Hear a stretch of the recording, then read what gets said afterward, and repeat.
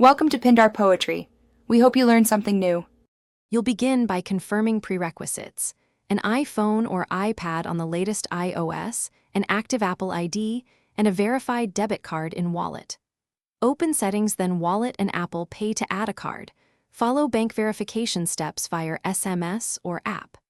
Once added, make sure Face ID or Touch ID and a device passcode are enabled for authorization. This secures transfers and lets you send or request Apple Pay cash quickly without repeating setup steps each time.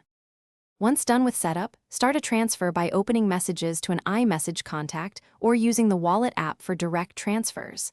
Tap the Apple Pay button, type the amount, and pick which funding source to use, your bank card or Apple Cash balance. You'll see a preview. Make sure the recipient and amount are correct.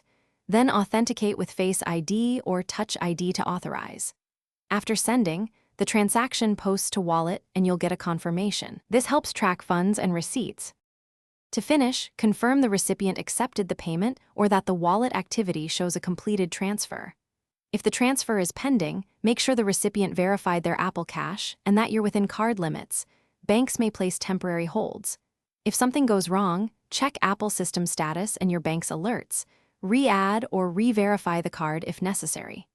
For unauthorized charges, immediately contact your bank and Apple support. For refunds, request the recipient to return funds or initiate a dispute.